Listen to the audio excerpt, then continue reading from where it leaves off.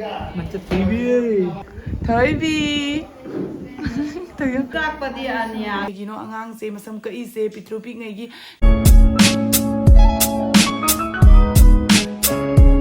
Hello ma'am यहाँ मैं channel तरामनौचरी की वीडियो से हौद्रीद मैम करीब खर हाइजगे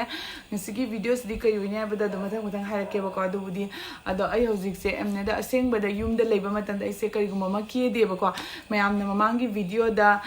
इनौरिबनिना यामना केनु यामना कनो तौनु हाबदो अई हाबदी दुगी नुमितुदनीबको अइना केरिदो अतै मतंद अमत केदेबको वीडियो से कंटिन्यू जेंगबंगैगिदी लोइना खंगमगनी अइना ममांगदा क्यूरस्किन प्रोडक्ट सिजनगिबदो अदुदुगिसु अइंगोदा रिजल्ट फंगंगमीबको ममाइदा डार्क सर्कल लेबा दुगगी आईडी पिंपल्स के का मैम लेबसिंगदो अदुसिंगदुसु तपि तपिना अइ होजि सिजनबदगी अइंगोदा काना फंगिनी अदु होजि प्रेगनेंसी दा अदुदो सिजनबा याबगी मरम ओइबना अइना सिजनबनीबको अदु करमाइना यारिनो कई तविनो अदुसिंगदो अइ मैमदा मथंग मथंग ताक्चरे क्यूरस्किन हाइरिसे एप निबको क्यूरस्किन हाइरिबा एप से अखोइना प्ले स्टोर दा फंगनी अखोइना डाउनलोड तौबिरगा एसेसिगा इंस्टॉल तौरगा फेस सु जाय दुगा हियर गी सु जायबगा अदुगा नंग अहानबदा नंगोंदा नंगोंदा क्वेश्चन खरा हंगकनीबको नंगी ममाइदो स्किन करंबा ऑयली रा कइनो अदुगी मतांगदा सिसे नंग फिल अप तौरनीदना अदुबदा अखोगी डॉक्टर अमगा पेशेंट अमगा अखोइना फमिनरगा अखोइना वारी सुनबदो अदुमाइना आइदि सिगी एप सिगा अखोइना सुनबा फंगनीबको अदुगगी अखोइना ममाइ से अखोगी ममाइदा अखोइ डार्क सर्कल लेबजे स्माइना फोटो कॉपी रगा स्माइना तौ थागलगा मोइदा थागिदनेबा मोना नंगी हिदाक से मोइना सेमक्तनेबको म्यामदा यूज तौरगा ताक्चरके सेगी साइड इफेक्ट करिगुमा लेते करिगिना से डॉक्टर ना सर्टिफाई तौर मतुंगदा पीबा प्रोडक्ट कैसुम चिंगनाब तौबिगन सेसिना फेस वाश नि क्यूरस्किन गी सेगी फेस वाश ना नुंदांग तुममदाइदा ममाइदा तौरगा तुंगदबनिबको अदो मैम सिजिंगोबको ममाइ से लेरेबको सिना सनस्क्रीन सिना मपान थोपो मतमदा अखोइना ममाइ दा तैबिदोनिबको लेबको असिसिना ममाइ गी पिंपल गी नेबको अइ होजि होजि तैगिबदगी ममाइ गी पिंपल से अमत लेद्रेबको सिगी ममाइ गी सिगा लेरिसे सिगा 1 2 आइना लेरिसे स्माइना खर खर लौबिरनिदना तुग से अनी से लौबिरगा मखुत हापगा मिक्स तौरकांदा पिंपल की मतोन दो पिंपल ओइबसिंगी मतोन दो दुगा थंबिरमगदबनेबको नुंदांगदा तैरगा सिसु ममाइदा पिंपल तौबगिनी नुंदांग अमदा सिना नोंग लेपगा सीना नोंग अमा तैबा दुगा सीना नोंग अमा तैबा दुमाइना दि नोंग लेपगा नोंग अनी से तैबि यायबको दुमाइ डॉक्टर दा चलगा डॉक्टर दा विजिट तौरगा अखोइना येंगबा मतमदा चटपगिसु पैसा दुगगी डॉक्टर की चार्ज सामया मा यामिदनको अदुगी महुत सिगगी लौबिबा तारगदिबको सिगी मागी किट सिगा ओनली 1500 नेबको 20 डेज नंगा वारी दुम चथनरगा वारी सुनबा याय डॉक्टर मसामकसु वारी सुनबा याय अदुगा मेसेज तौबसु यायबको याम काना बाइबु अखोइना जेंगबा लोरगा अमकबु डॉक्टर दा चलुबा तारगदी अदुम पैसा तिंगदोइनेबको तो मैम क्यूरस्किन की ऐप की लिंक तो आई डिस्क्रिप्शन हापचरमगे मैम चंगगा अदुगी ऑर्डर तौसनबिरा अदम होजी खर खतंग ममाइ ममिन से वीडियो नमजलगा फी अमा इंजलगा अदुम लाबनेबको अदो ngasi ब्लॉग से करियोइना हाबदा मैम नसु तदुना खंगिदुनेबको आई ब्लॉग हापसे हंदक जी इंगांग अमा यावबगी पुंसी आइसे हानगी ममांगी पुंसीगा होजिका याम थिना खेनरेबको आई वीडियो से नंबर से नमगनी तोरगा नंबर सुंगमदना अदुम लेरेबको हाबदी एंगोंदा मतम से खतंग वाबदो आई होजिकता मैम ज्ञान दारे क्यामति की मैम नसु कमेंट हाइबिरि इदनाको आइदी ममांगी नंगी इंगांग यावबो पुंसीगा यावदो पुंसीगा खेनानी यावरकांदा नंगी मतम सोइदनमकी लेरो हाबदो ngasi आई खंगेबको अदो याम सातिना वाई अदो मैम की दमकता खलगा आइना आई वीडियो से याम कुइना लेफनदबिदा वीडियो से पुरंगनबो होनाजबनेबको वीडियो आइना शूट तौइसु नुंदांगनेबको नुंदांगी पुंग कया तारे हाबदा ma'am Django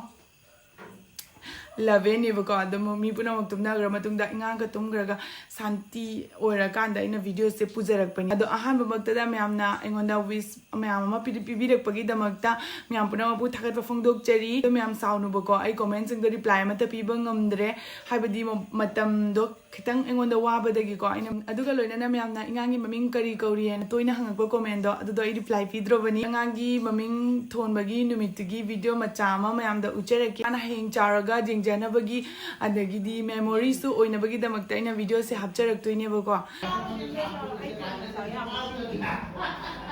Thoibi चथोइबी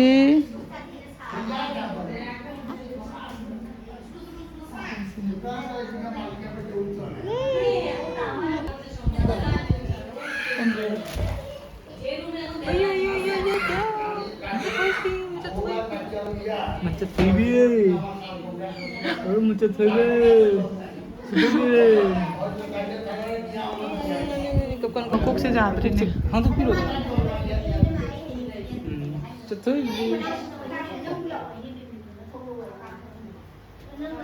dạ sao say chai lại lên trong rồi hả mà muốn được giúp làm mu kemana berkurang tuh sih cara thôi bi thôi ôi băng phía tàu bi đi xem chào bà nuôi cái nỗi luôn nè nuôi mình như vậy nắp tệ không ổn tệ nuôi mình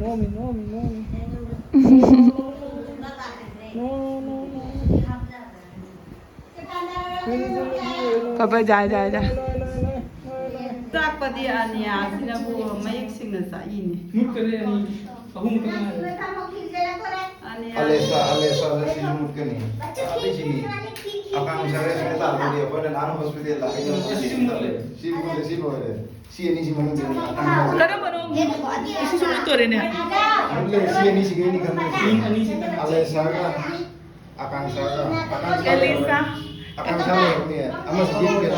ado Anganggi maming se akang sa haina thole ado haidi man hang charaga jingaga harau jenabagi aduga akogi jumangba jum sengbagi matang da na khatang khangdaba do adu su ai myam dai jirake numit 29 jum mangine bako aduga jum sengba numita akogi kasarda ingang singse manipur dadi tawba tawdaba I khangdre bako tawdaba male kaina da comment mi myam na hangai bako kagino angang se masam ka I se pitrupi ngai gi kagi masam ka I no na habado akogi sigadi ko jum sengba numita ingang se maru ko iba se thaina dagi chanarakpa kaino ne bani ti niyom ni hai tare di maru koktana ta magadi chuakron tawne chuakron abra chuakron ei fazana khangde ko adu do tawne ba ko ado akhoi ka sarda di anambana si se tawna de ba ko mai magi alepa amamam leina ra ba matam da tawne mi gi mod ki matugina aina tawninga gadi aina dum tawba adi tawge tawre jai tawdre jai ba ko so aduna akhoi gi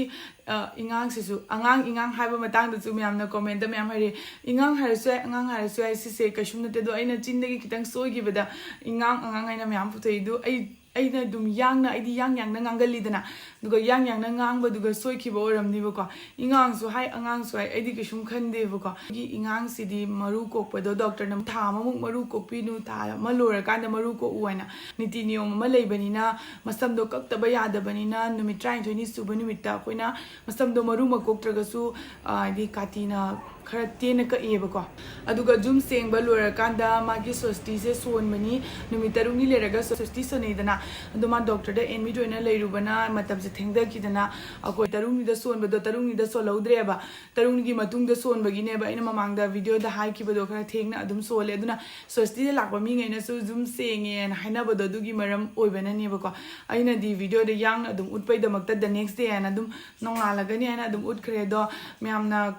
ID comment me ama torok do question hang idana ko adu dugi da makta ina ID phazana sugaina sandokna toraga me am da taklei ni ba kama lai jan hariba kasada di yum seng dripo sokna da bane no di loi soknei ni ana asi sigini ko ina mamang da comment gi aina mamang da hai ki ba do akoi gi do yum seng akanda son gi ba sosti ni numi tarung ni da son gi ba natti ana yam gi comment gi answer di pibangam de do dum khara aina ujaba do adu singduni ko aina pire ise kaino ngang du bu ning tha mata yaw da bida mum pak su yaw da ni police ngaw ro phana kuina su thamme atopam juboti na haiba ko ado hoi chumi ba ko noina hairak pasing do sigi chetna bi hai tare aduga niti niyom hai tare ahal laman gi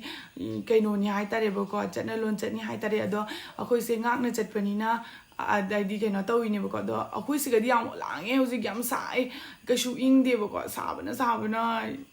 kay haini yam satina olangi ba ko sidadi siga toy hizamnai operation lo na traga normal delivery ro na aigi blog se mana kari gumba jengba taragadi ma khanga da bani ko do mamarak ta lakpana khangda ba oira ba male do aigi kaino se operation ni romila debina sosti se wari liba ka yaw dro na aina mamang da haijagra bani ko aigi sosti se khoi gi sosti se yangna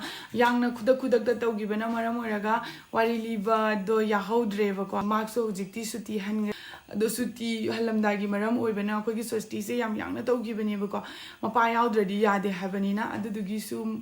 ꯑꯣꯏꯕꯅꯦ ꯌꯥꯝ ꯀꯃꯣꯟꯅ ꯑꯉꯥꯡ ꯍꯥꯏꯗ꯭ꯔꯣ ꯏꯉꯥꯡ ꯍꯥꯏꯕ꯭ꯔꯣ ꯄꯥꯡꯒꯜ ꯃꯨꯁꯂꯤꯝꯅ ꯂꯣꯟꯕ ꯈꯣꯟꯊꯣꯛ ꯇꯥꯔꯦꯅ ꯍꯥꯏ ꯑꯗꯣ ꯑꯩꯗꯤ ꯀꯩꯁꯨꯝ ꯈꯟꯖꯗꯦꯕꯀꯣ ꯑꯉꯥꯡ ꯍꯥꯏꯁꯨ ꯍꯥꯏ ꯏꯉꯥꯡꯁꯨ ꯍꯥꯏ ꯆꯤꯟꯗꯒꯤ ꯊꯣꯛꯈꯤꯕꯗ ꯀꯩꯁꯨꯝ ꯈꯪꯍꯧꯗꯦꯕꯀꯣ ꯁꯤꯒꯩꯁꯤꯒ ꯅꯣꯏꯅ ꯄꯥꯡꯒꯜ ꯃꯩꯇꯩ ꯃꯌꯥꯡ ꯍꯥꯏꯅ ꯄꯨꯊꯣꯛꯏꯁꯦ ꯀꯩ ꯍꯥꯏꯗꯣꯏꯅꯣ ꯑꯩ ꯈꯪꯗ꯭रे ꯑꯩ ꯈꯣꯟꯒꯁꯦ ꯂꯣꯏ ꯐꯥꯖꯟꯈꯔꯦꯅꯦ ꯁꯤ ꯈꯛꯇꯅꯤ ꯑꯗꯣ ꯃꯌꯥꯝꯅ ꯈꯪꯅꯤꯡꯕ ꯑꯇꯩꯁꯤꯡ ꯀꯣꯃꯦꯟꯇ ꯇꯧꯕꯤꯔꯝꯃꯣ ꯃꯌꯥꯝ ꯑꯩꯒꯤ ꯚꯤꯗꯤꯑꯣꯁꯦ ꯁ꯭ꯋꯥꯏꯁꯤꯗ ꯂꯣꯏꯁꯤꯟꯖꯔꯒꯦ ꯉꯁꯤꯒꯤꯗꯤ ꯌꯥꯝꯅꯁꯨ ꯊꯦꯡꯉꯦ ꯑꯗꯨ ꯉꯥꯛꯇꯪ ꯂꯩꯔꯒ ꯑꯉꯥꯡ ꯁꯧꯒꯠꯂꯅꯤ ꯑꯗꯨꯒ ꯑꯩ ꯇꯨꯝꯕꯩ ꯃꯇꯝꯁꯨ ꯂꯩꯔꯔꯣꯏ ꯑꯗꯨꯗꯨꯅ ꯑꯩꯒꯤ ꯚꯤꯗꯤꯑꯣꯁꯦ ꯉꯥꯛꯇꯪ ꯇꯨꯝꯍꯧꯔꯒꯦ ꯑꯗꯨꯅ ꯑꯩꯒꯤ ꯚꯤꯗꯤꯑꯣꯁꯦ ꯁ꯭ꯋꯥꯏꯁꯤꯗ ꯂꯣꯏꯁꯤꯟꯖꯔꯒꯦ ꯃꯌꯥꯝꯅ ꯑꯩꯒꯤ ꯑꯋꯥꯃꯟꯁꯦ ꯈꯤꯇꯪ ꯎꯕꯤꯔꯗꯤ ꯂꯥꯏꯛ ꯁꯦꯌꯔ ꯁꯕꯁꯀ꯭ꯔꯥꯏꯕ ꯀꯣꯃꯦꯟ ꯇꯧꯕ ꯀꯥꯎꯕꯤꯒꯅꯨ ꯑꯗꯨꯒ ꯃꯊꯪꯒꯤ ꯚꯤꯗꯤꯑꯣꯗ ꯀꯩ ꯄꯨꯔꯛꯁꯤꯒꯦ ꯍꯥꯏꯕꯗꯣ ꯑꯗꯨꯁꯨ ꯑꯩ ꯋꯥꯈꯜ ꯈꯜꯂꯒ ꯑꯃꯨꯛ ꯂꯥꯛꯑꯒꯦ ꯑꯗꯣ ꯉꯁꯤꯒꯤꯗꯤ ꯕꯥꯏ ꯕꯥꯏ